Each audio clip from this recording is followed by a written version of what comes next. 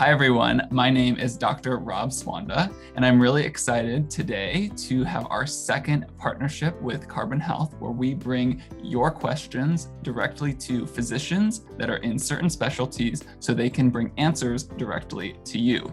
And today I'm joined by Aaron Weinberg, who is the National Director of Clinical Research at Carbon Health. And Aaron, would you please give a brief introduction of what some of your work does? Sure. Thanks for having me, Dr. Swanda. I love your segments, and it's always great to break down science into understandable pieces. So thank you so much. Like you said, I'm the National Director of Clinical Research at Carbon Health. My background's in pulmonary critical care and internal medicine. And our main work right now is to integrating clinical research into our national health system and really be at the forefront of these new pivotal trials, both diagnostics and therapeutics, that are coming out to give the general population access to them and to also make sure that they work for all people. I think so much in the past has really focused on certain segments of the population, but it's really important that these new therapies that come out work for all. So that's our mission, and really trying to bring it to the general population. And I think that that's perfect on why we're talking with Dr. Weinberg today, is because we will be discussing the new topic of bivalent vaccines, specifically mRNA vaccine boosters. And before we jump into these bivalent vaccines and what do they mean, who makes them, how do they work, I really want Dr. Weinberg to give a glimpse at, have we seen this type of technology before? And if so, for what other vaccines, as some examples? Yeah, it's a great question, Dr. Swanda. We have. This isn't a new thing to combine multiple forms of a vaccine together. We know that with all these viruses, they mutate, they change, and it's important that we adapt our vaccines so we can train our immune system to respond to the different variants that emerge. So we do this all the time. We've done it with the HPV vaccine, which you may have heard of, which helps prevent the virus HPV and also cervical cancer. We've done it with the pneumococcal vaccines, where we combine multiple serotypes or variants into one vaccine. And pneumococcal bacteria causes pneumonia. It's one of the common causes of bacterial pneumonia in the country. So we do that with that. And then just a common example is the annual flu vaccine. A lot of times they're quadrivalent, meaning we combine 4 different types into the vaccine. 2 of them are for influenza A, one type of the flu virus, and H1N1 as well as H3N2 are the serotypes. And then we also put in 2 influenza B forms of the virus as well. And that gives us broad enough immunity to protect ourselves against severe infection and death. So that's great that we've been using this technology for a long time. And now we're really just trying to take what has worked in the past and use it for a new virus that is mutating, Covid-19 or SARS-CoV-2, and really making sure that we have the best tools available in order to combat some of these infections. I usually, one thing to point out, I always like analogies, and one thing I like to think about is, let's assume you had 4 different doors around your house with different locks, right? So you have your garage door, you have your front door, maybe you have a back door. They all have different locks, let's say, and you need different keys in order to get into your house, right? So what these multiple combined vaccines do is that they essentially tell your immune system, okay, these are the 4 keys you need to develop, and then you can get into any of these doors and access your house. So that's kind of how I think about it. I think that's a perfect analogy, and so useful when we can really break down that information for the general audience. And when we think about these bivalent vaccines targeting COVID-19, it's really just 2 separate mRNA strands. So we're not even going into some of these bigger type of multi-vaccine elements like the 23 or 9. It's just 2. So it's 2 separate instructions, 2 separate mRNA strands that will be in different lipid nanoparticles and then delivered to individuals. And some questions that individuals had from the audience were these different strands of mRNA. One will be targeting the ancestral strain and one will be targeting the Omicron variant strain. But are they protective against other strains that we've seen and potentially other strains that will still mutate in the future? Yeah, it's a good question also. And you're right, this is the first updated vaccine we've seen since the initial one, which, was back in 2020. So it's about time, to be honest with you. We needed to update our vaccines given the different variants that have emerged since. And the reason being is that the spike protein, which is on the outer surface of the virus, is really used to enter our cells and infect our body and infect our organs and lungs. And that has changed. There's been modifications to that. And especially with Omicron, there's been significant changes to that spike protein to the point where our immune system doesn't recognize it quite as well. And that's led to some of the infectivity and that we've seen during this latest spike. So it's important that we update our vaccines to train our immune system to recognize some of these, newer variants. Now, with that said, the old vaccines still protect you to a degree. And we know that based on our data. If you look back to January 2021, we had about 10 deaths per million people in the US. Then when Omicron emerged in February, it was about greater than 7 deaths per million. And now we're down to less than 2 deaths per million. And a lot of that has to do with the effectiveness of vaccines, antiviral therapies on the market, and then those that have been infected developing immunity. So our immune system is pretty good, even with those initial vaccines at, still targeting enough of the spike protein to clear it. However, we definitely need to train our immune system to kind of get the newest version of Windows operating system in order to, run efficiently. And the new vaccine is going to have the initial strain in it. So it's going to target the initial strain. And then the update is going to be the BA.5 version. So that's really the part of the spike protein that it's going to target. Now, with that said, we've had BA.4 emerge recently too, and BA.5, and both of those are very similar. So we really only need to create a subtype of the vaccine that targets BA.5 because that should also work against BA.4. And BA.5 is one of the highest circulating forms of the virus right now. So, over 90% of the cases are due to BA.5, which is really why they're using that and combining that. And when individuals are hearing about these boosters potentially becoming available, at least in the US, in the short term, there's been a lot of talk about when someone should go get a booster. And if they recently got their 3rd shot, or maybe if they were over 50 or 65 and they got that 4th dose, when should they be moving forward to try and get this bivalent vaccine booster to increase their protection? Do you have a time for that?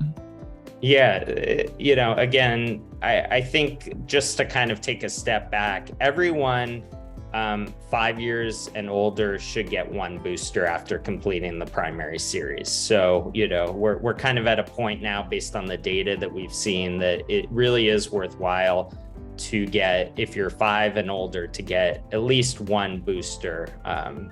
Now, if you are 50 years and older, then the recommendation is to get 2 boosters. In addition to that, if you're 12 years and older and you have an immunocompromised state, meaning your immune system is impacted, whether it's due to being on certain immunosuppressive medications or having an underlying condition that lowers your immune system response, those patients are also, we're also recommending two boosters. With that said, in terms of the timing, we'll have to see when the FDA releases this, exactly what the window is going to be between your last booster or your initial primary series and this one. But I would imagine it's probably going to be on the order of anywhere from 4 to 5 months since your previous one. That tends to be the period of time when your immunity tends to wane. We know with a lot of vaccines, whether it's the flu vaccine or others, over time, our immunity tends to wane, and then we need to have a booster in order to spike it back up. Now, with the flu, as opposed to COVID, we tend to see an annual flu. Flu doesn't tend to happen, constantly throughout the year. So that's why we only usually need to boost our immune system, around that fall, winter time once a year. With COVID, we've had to do it more frequently because we've seen these variants and these spikes in the pandemic. So I hope we get to a point where it becomes more seasonal and we're able to, maybe spread it out a little bit further and do it annually. Yeah, and I completely agree. I think that having it seasonal and maybe around the time of the flu is a great idea. And it also kind of falls in line with the way that society moves in terms of a lot of events take place in the fall and winter time that push people indoors. And we know that that's where SARS-CoV-2 can spread a lot quicker. So I think that's quite helpful. And on a more innovation standpoint, we have different types of vaccines that are coming out that may allow us to actually get one shot, but have it for multiple viruses like flu and COVID. So that's also something cool to be looking forward in the pipeline. There are some clinical trials about to start right now that are combining flu as well as COVID boosters, so you can kind of do it all in one. Yeah, exactly. I mean, the less shots that people have to get, the better. And it's actually more protection for less needles. But going back to your point in terms of timing, I get the question a lot of, I'm due for a booster right now, but I hear that this bivalent vaccine is coming down the pipeline in the next month or so. Should I wait? And I would say that you have to take into account a few factors. One, what's your risk status? Are you very immunocompromised and vulnerable, where if you do catch COVID in the next month, will it lead to a worse outcome for you? Are you going to be doing significant travel in the next month? Maybe you're taking a big international trip or something that puts you at higher risk. So there's certain things that maybe factor into a decision. With that said, if you're mostly careful and cautious and around house and people that you trust, then maybe waiting, a few extra weeks for the newer vaccine may make sense in that case.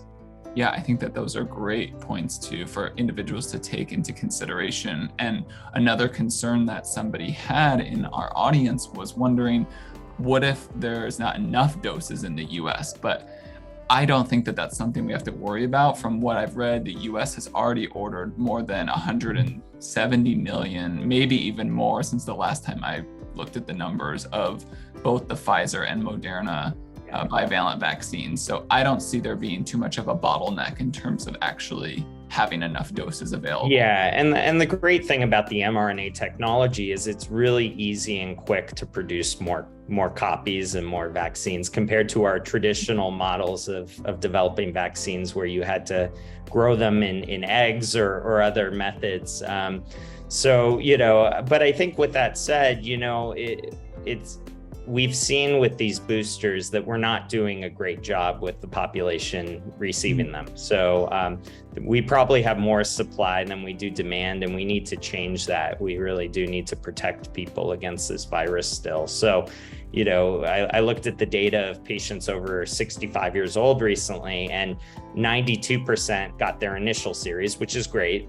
But then only 70% got their first booster, and only 40% of those 65 and older got a second booster. So even though it's indicated for that age group. So we need to work on getting people boosted. And for those who haven't received an initial series, maybe they're a little bit hesitant to receive an mRNA vaccine, even though we've had millions and millions of people receive them all around the world with very few side effects and very good safety data. But, some people are concerned about that technology.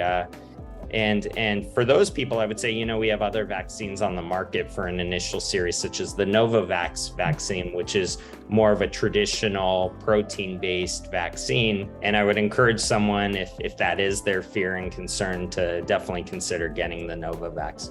Yeah, and something cool too with Novavax is that they are also applying to be used as a booster. So that's potentially coming soon.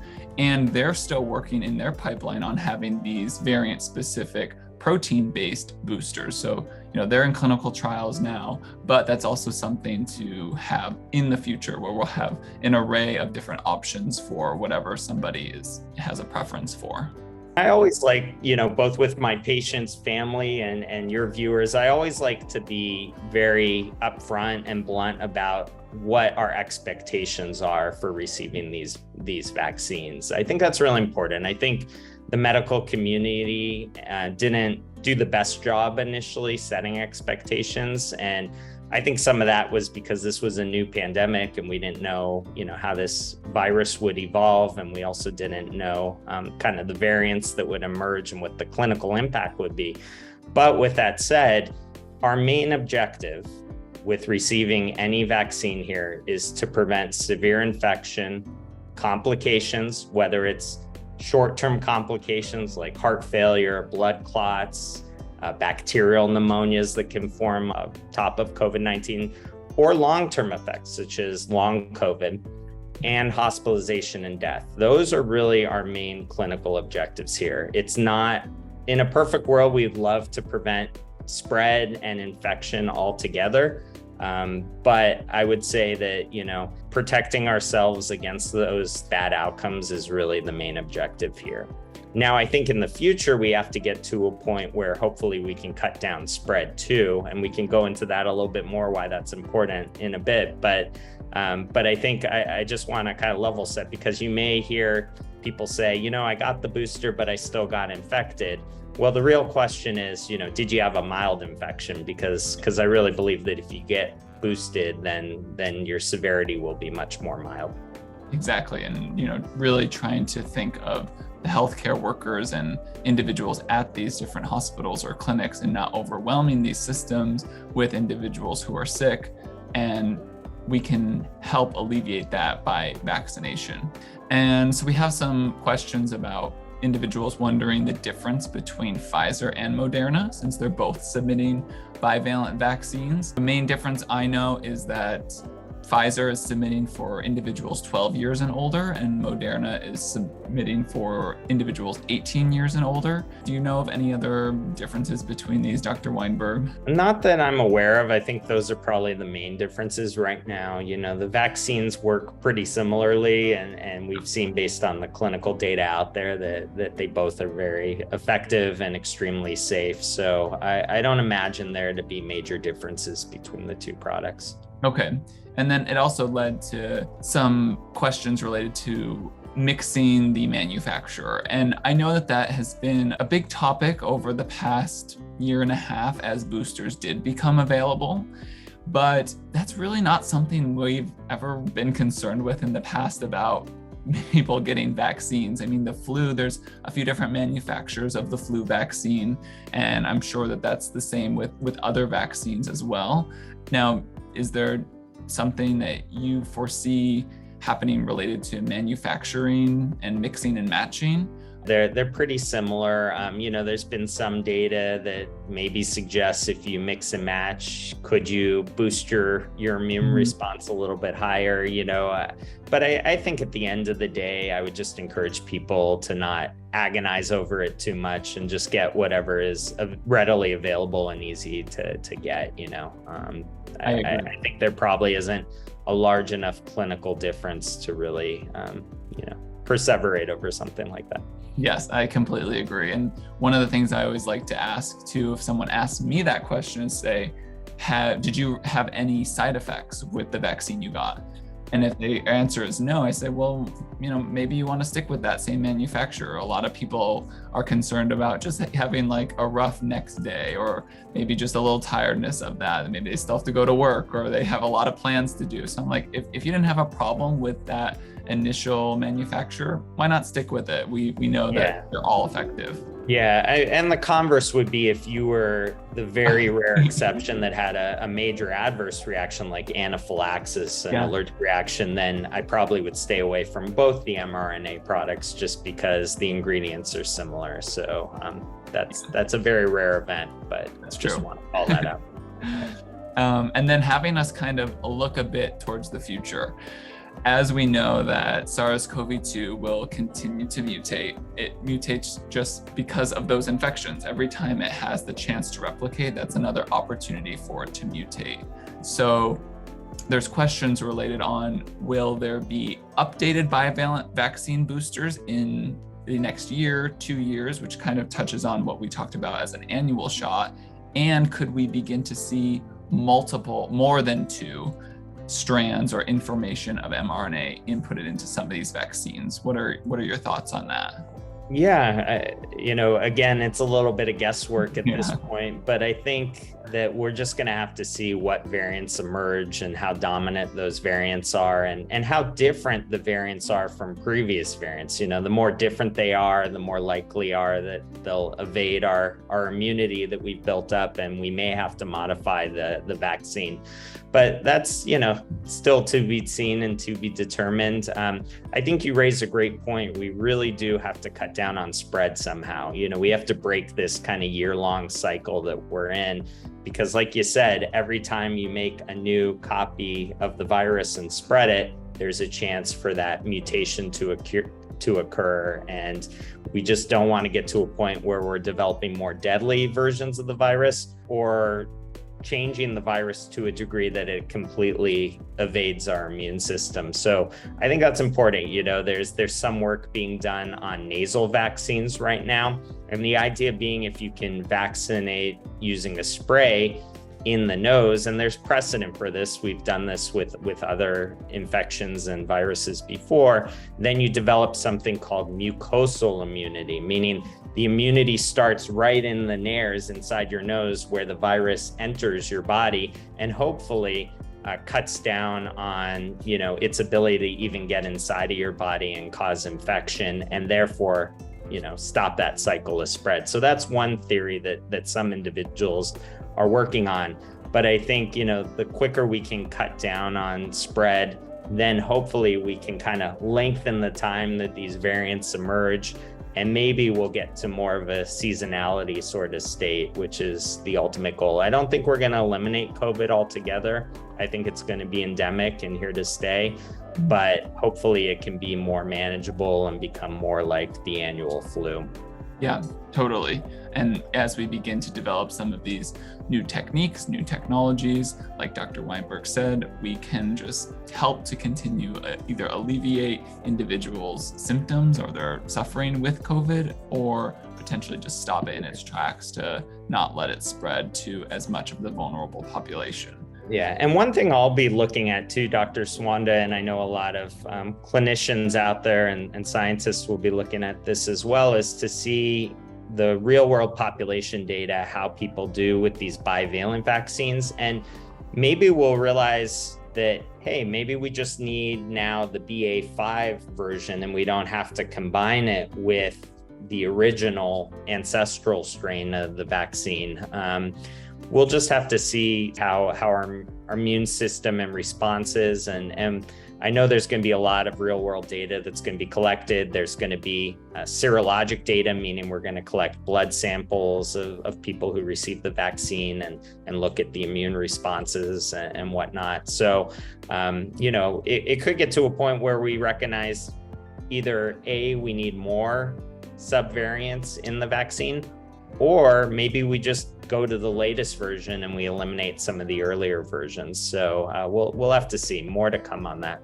Yeah, a lot of great research coming out with this, and it's always so fascinating when you get a new article related to something that is so new. Even though it's, we're moving into year 3, it's still so much new stuff is coming out, and it's just like wows your mind every time you get to read about it. As we begin thinking of these new technologies that are coming out related to COVID, we also know that you're involved in a lot of clinical research ongoing at Carbon Health. So could you give us just a little snapshot of some of the things that you might be working on that you can discuss with the general population?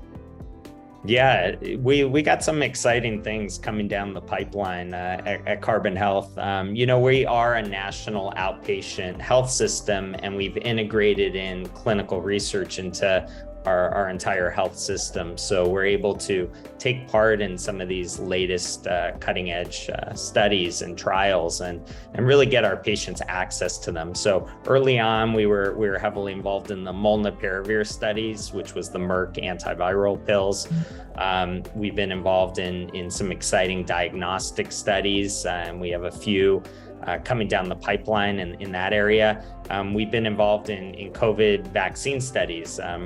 Very recently, we were doing actually a combination vaccine study looking at pneumococcal vaccines combined with COVID boosters. We're going to be doing a couple more vaccine studies coming up here in different areas. And we're about to launch a new exciting hypertension study for those that have high blood pressure using an RNA technology called interference RNA. And we're really excited about that. I can't give too many details about it, but I'm really excited about kind of the future and management of some of these chronic conditions with some of these new technologies, which could be game changing. So, if people are interested there, we would love to connect with them and tell them more about these research opportunities. So all fascinating stuff coming out from your research team, and I'm really excited, especially about that RNAi technology, as RNA is dear to my heart. So I'll be following along. Now, where can the audience members also follow along or get more information from you, Dr. Weinberg? Is there a good contact information? Sure. Yeah, you're welcome to email our central research team at It's clinicalresearch@carbonhealth.com. We're also revamping our website, so there's going to be more information soon on there. And then they can also find me at my Twitter handle. Sometimes I post stuff there. It's at Aaron Weinberg, MD. Okay, great. We'll make sure to put a link to both the Carbon Health research page and also that email address in the description, so people can just go down there and click on it. And with that concludes our conversation about the bivalent vaccines. And we'll be sure to follow the information, see what new stuff is coming out, and we'll connect with everybody again when there's more questions to be answered. So thank you, Dr. Weinberg, again for being on today and for your time. And we look forward to talking with you again. Thanks for having me. Yep. Talk with everyone soon. Bye.